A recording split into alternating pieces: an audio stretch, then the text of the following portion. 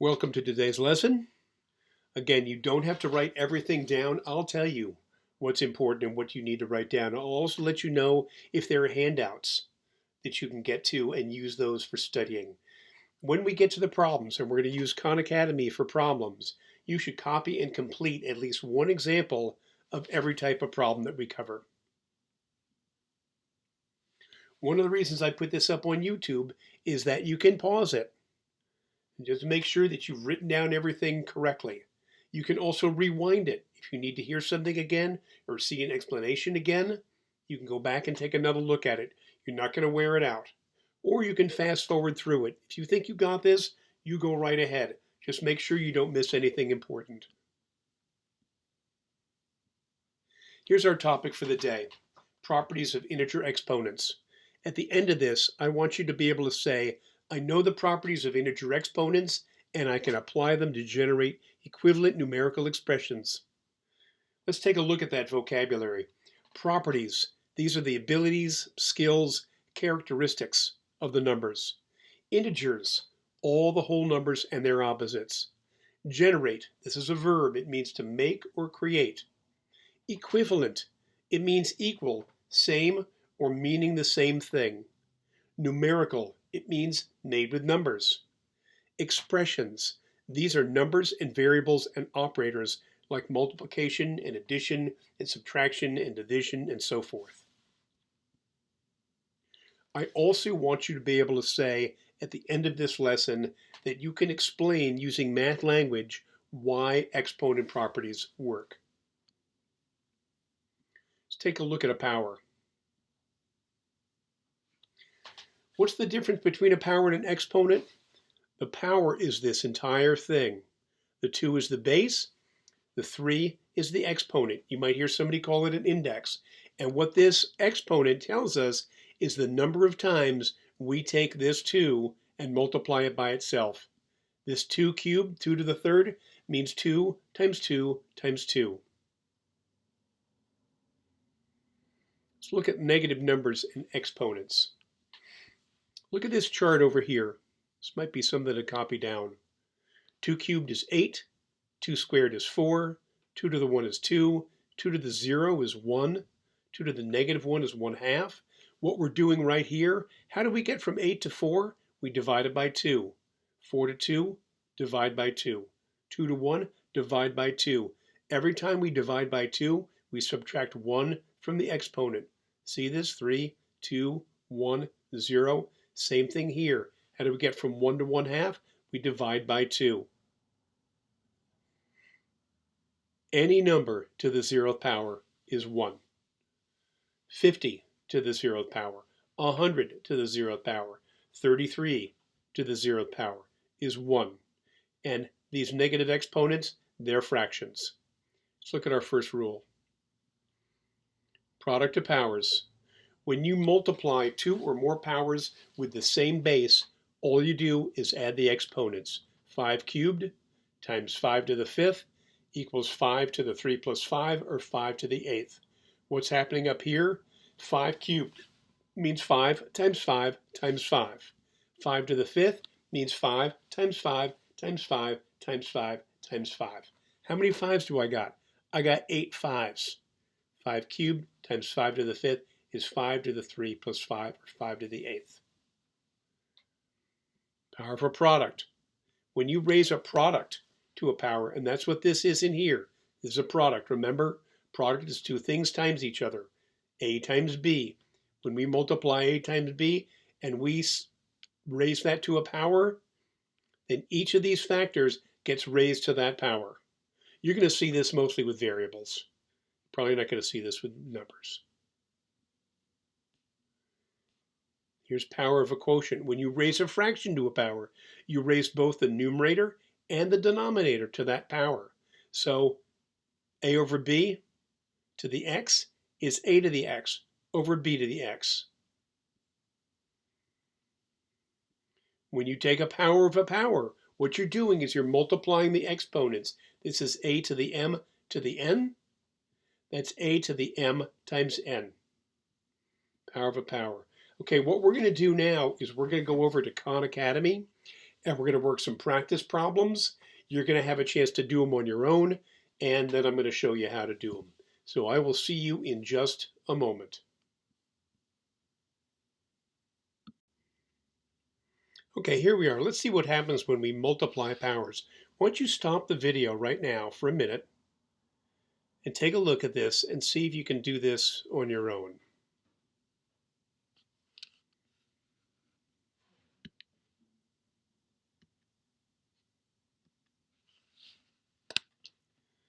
All right, did you try that on your own? Remember, when you multiply powers with the same base, then you add the exponent. So what's this telling us? It's telling us that 7 equals 3 plus x. Kind of a weird looking x, but we'll take it. 3 plus x is 7. What do we think x is? Yeah, that's what I thought too. Okay. Let's try another one. Here we go. We're going to rewrite this one. Why don't you stop the video for a second and see what you think.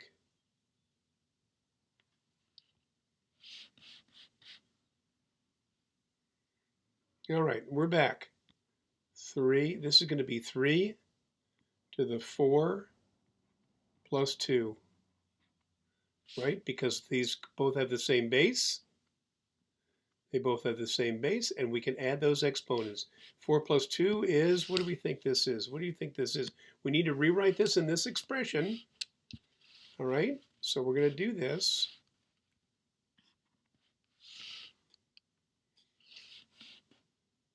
Like this. That's what I thought too. Let's see if we got this right. Good job. Let's do one more.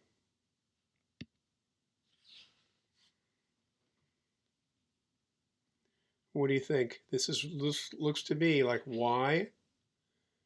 Let's change. We're going to change colors for this. To the 6 plus 3. Y to the 6 plus 3. Well, what do we think that is? Let's use this. 9, yeah, that's what I thought too. Good job. Excellent. All right, we're going to try another one here, not this one. We're going to go to another skill thing. All right, here we are in dividing powers.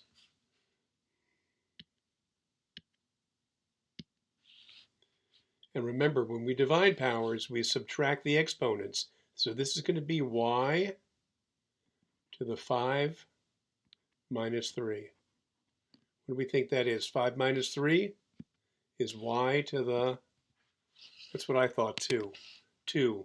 Get it? 2. Also 2. Y. Let's see if we're right. Good job. I'm going to try another skill set right now. Okay, powers of products and quotients. These questions are a little bit harder, right? I'm going to see if I can help you with this. Looks like I can write all over it. So let's think about this. This is z to the 8th. All of these have the same base, same z as their base. See that? All they have that.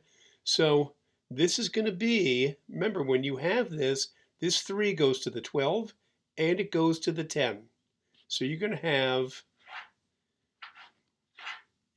here, you're going to have z. We can only do this over here. You're going to have z. What's z to the 12 times 3? That's z to the 36 all over z to the 30. I don't think that that's z to the 8th. So I don't think that's z to the 8th. No. So what we're going to do, we're not going to pick this one. No, we're not picking that one. How about this one here? This would be z to the 2 and z to the 3 times 2. z to the 2 times z to the, what's 3 times 2? That would be 6, which equals z to the 2 plus 6. That's z to the 8th. Okay, we like this one. Let's pick that one. All right, how about this one? This one looks pretty straightforward. This one looks almost like this one. This looks like z to the 6 plus 2, which equals z to the, what do we think that is? Z to the 8. Z to the 8. We like this one too. Good, good, good. All right, let's try this one. Z to the 16 over z to the 2. That's going to be z to the 16 minus 2, which equals z to the 14. I don't think that's what we want. Nope. And it says here, select the two expressions. Well, let's check this one here. This was going to be z to the 12 over z to the 2. Z to the 12 over z to the 2. Right? And that's going to be, let's see, z to the 10. I don't think that's what we want either. I think we've got the 2 that we want. Let's try it. Good job. All right. Excellent work. You've done really well today.